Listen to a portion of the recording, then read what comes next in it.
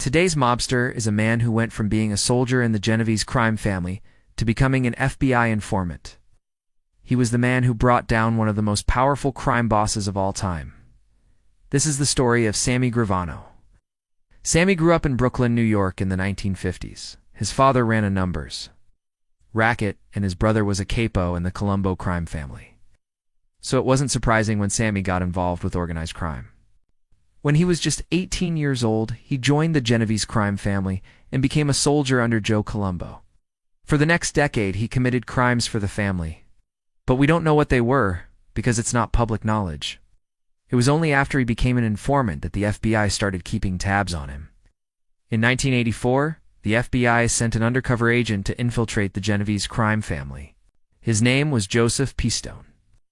Over the next 6 years, he rose through the ranks and even got to befriend the boss of the family, Anthony Fat Tony Salerno. But this wasn't an easy task. Salerno distrusted outsiders and kept him at arm's length for most of their relationship. However, Pistone befriended many other high-ranking members, including Sammy Gravano. The two of them hit it off right away and became close friends. Sammy trusted Joseph so much that he took him under his wing and began teaching him the tricks of the trade. Since he'd been in the business for almost 20 years by that point, he knew every restaurant and bar in the city that had mob connections. Joseph would go to these places and scope them out while Sammy stayed in the car waiting for him. In fact, there was nothing Joseph did that Sammy didn't school him on. Soon he was like a little brother to Sammy.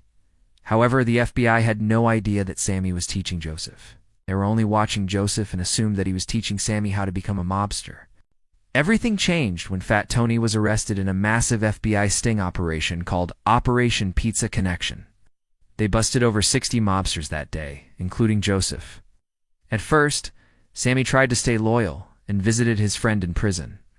But he quickly realized that life as a mobster wasn't worth it. This included racketeering, extortion, loan sharking, drug trafficking, and murder. He gave up all his mobster friends, including Fat Tony. He also testified against them in court and helped put many of them behind bars. However, he didn't testify against everyone. There were some mobsters he didn't like and saw as enemies. One of them was his former boss, Joe Colombo.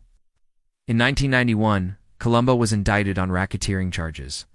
The feds thought Sammy would testify against him, but he refused. A few months later, Colombo was released on bail, and soon after he left the country. However, the judge revoked his bail, and Colombo was arrested. At the same time, Sammy was driving home one night when 4 men in ski masks jumped him. They beat him with wooden bats and left him for dead. Sammy survived, but couldn't speak for weeks. Everyone thought his attackers were Colombo's men, but it wasn't clear why they attacked him, since he hadn't testified against him yet. Maybe they wanted to send him a message, or maybe they were trying to kill him before he could testify. I don't know for sure. In the meantime, Colombo's trial was coming up, and the prosecution needed Sammy to testify against him, but he still refused. That's when the FBI decided to intervene, and they brought Sammy to a secret location. They put him in witness protection and forced him to testify. To this day, Sammy says he hated living in witness protection and hated that the FBI forced him to testify. He said the people in witness protection weren't the worst criminals, and that the FBI should have done more to help him.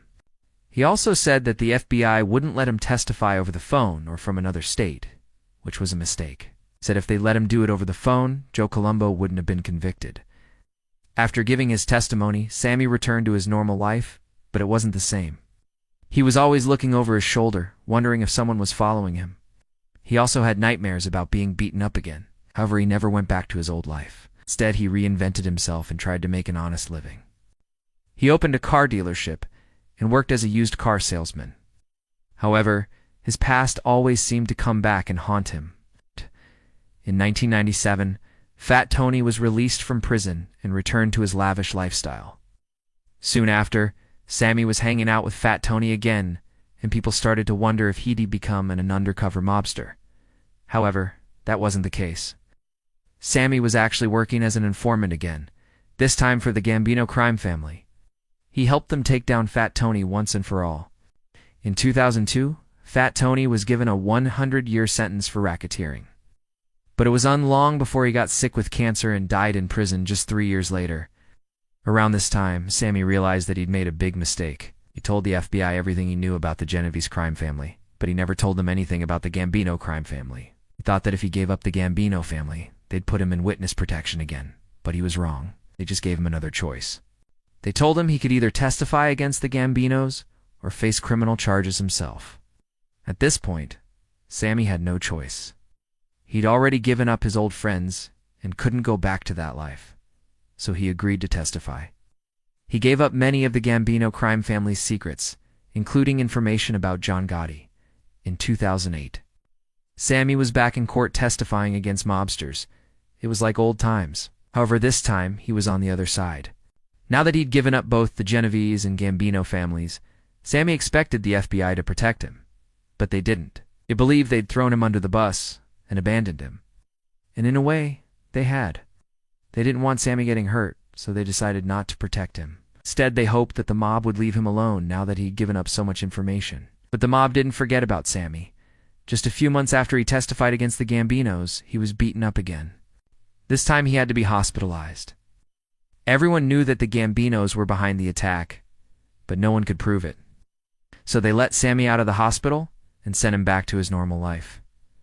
Now, Sammy was terrified. He couldn't believe the mob was still after him after all this time. He tried to carry on like normal, but he was too scared to leave his house. Eventually, he had to move in with his sister in Staten Island. However, the mob wasn't done with him yet. In 2011, Sammy got a threatening letter from the Bonanno crime family. It must have been tough to be a mobster back in the day. Imagine having to write a threatening letter instead of just sending a text message. Anyways, the Bonanno family was mad at Sammy for testifying against their rival families. It seems they considered him an enemy, just like Columbo. In the letter, they threatened to harm his family if he didn't apologize for what he did. Sammy was terrified, but he wasn't going to apologize. Instead, he went straight to the FBI and told them about the letter. They took it seriously and promised to protect him and his family. Since then, he's lived a quiet life away from the mob. He's never gotten married or had kids, but he seems happy. He likes fishing and spending time with his friends. He's also written 2 books about his life as a mobster. These days, Sammy is in his 70s and has spent half his life in the mob. Looking back, he says he regrets everything he did. He knows he hurt a lot of people and can never take that back. However, he hopes that one day they can forgive him. Now it's time to hear from you. What do you think about Sammy Gravano? Let me know in the comments below. Also make sure to subscribe if you haven't already. That's all for this video. I'll catch you guys next time.